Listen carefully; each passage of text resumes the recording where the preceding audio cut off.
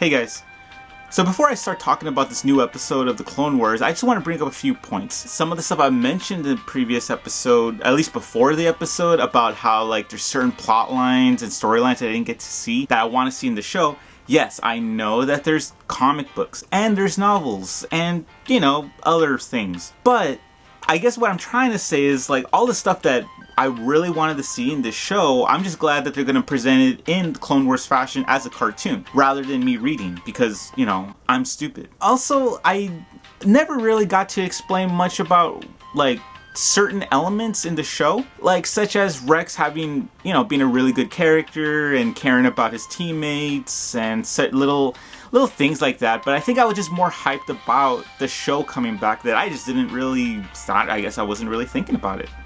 My bad. The episode starts off with Anakin, Rex, and Tracker planning to go to the planet where Echo's signal is located at. Tracker thinks it's a trap, but Ray, why did I? It sounds like I'm acting, but I really did type in Ray for some reason on my phone. That was really stupid. Tracker thinks it's a trap, but Rex firmly believes he's alive. And then after that, we're greeted by a really awkward transition from Anakin. First, we have that thing to do. What thing? You know? We don't have time for that, so. Yes, we do. So, are you two gonna f*** or something? In actuality, the scene is actually Anakin wanting to go speak to Padme privately. It's really cool seeing her wearing the same clothes from episode 3. Granted, this is before the events of episode 3, but it's really interesting that she just thought it was really cool. Only you would think that you could hide that powder blue, puffy sleeve. It's kind of a peasant dress, but it might just be a baggy disaster of questionable fiber content that you wore to the spring dance.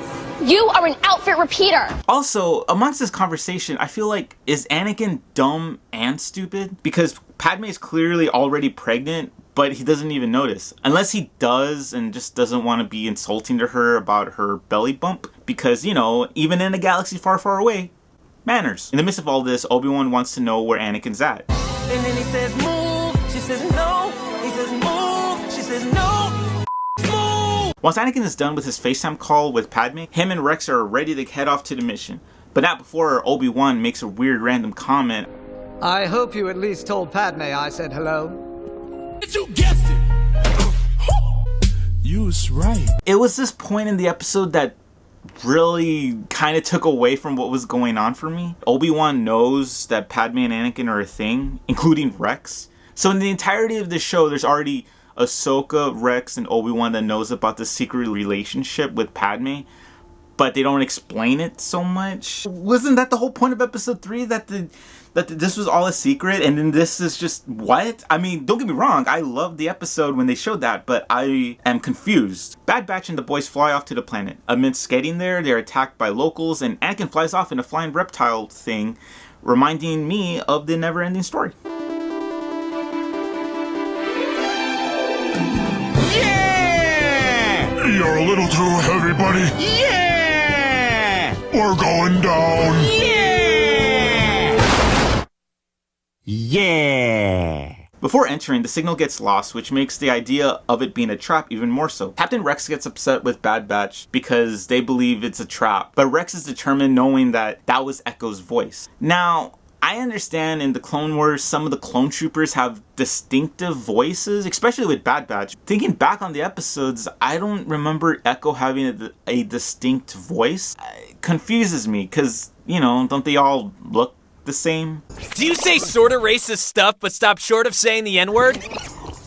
Enjoy the refreshing taste of diet racism. The same sweet ignorance of regular racism, but with none of the guilt or self-awareness. Real talk, this scene kind of makes me realize something about Rex. Now, not only is Rex Anakin's captain in the Clone Wars, but obviously Rex is his close friend. The connection Rex has for Echo mirrors Anakin's relationship with his loved ones. The ultimate irony is hearing Anakin mention to Rex to not let his emotions get the better of him is incredibly ironic considering the fact that that's the driving force for episode 3, for how much he wants to save Padme, and I don't know, I just thought that was a very interesting parallel. Anyway, the team fights their way in. 1, 2, 3, and 4.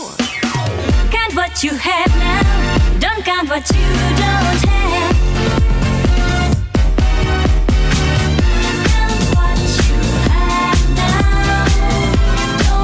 Rex find the room where the signal's at, and they find Echo, and he's just been assimilated. Resistance is futile.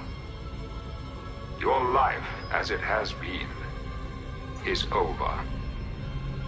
From this time forward, you will service us. Nah, I'm just kidding. Nah, he was just frozen and put in stasis or something. And the episode ends. And that was a distant Echo. A pretty good follow-up to the very first episode of this season. I really liked that we got a little bit more screen time with Bad Batch, considering the fact that they're the main characters in this arc. I like that we got some scenes with Anakin and Padme. I really love the more characterization into Captain Rex. It's always a joy to see that character show more of his humanity rather than being a clone trooper. But the only flaw I have with this episode, which isn't really a flaw, it's just more of a distracting cool thing, is that realization that Obi-Wan knows about Padme and Anakin's relationship. It kind of distracted me from the rest of the episode because that's all I kept thinking about, like, wait, this adds more problems than solutions or something. But I liked it. I really enjoyed this episode. On a last note, Dave Filoni, the creator of the Clone Wars, mentioned on a tweet how the original deleted scene for this episode before it got canceled was they had Padme drawn up on one of the carrier ships, kind of like in a World War II style, just because the Clone Batch really likes Padme. And they changed it obviously because I'm assuming the rest of this season isn't really going to have that many scenes with Padme. Let's get aboard. That is not staying there. I guess I kind of like that idea that the very last words that Padme says to Anakin is, I love you, Annie. I love you too. It was very nostalgic, but also very caring for the character. Considering the fact that they changed it so we could have at least one last screen time between these two characters, I really enjoyed it. Yeah, that was the episode, and yeah, I liked it. So, bye guys.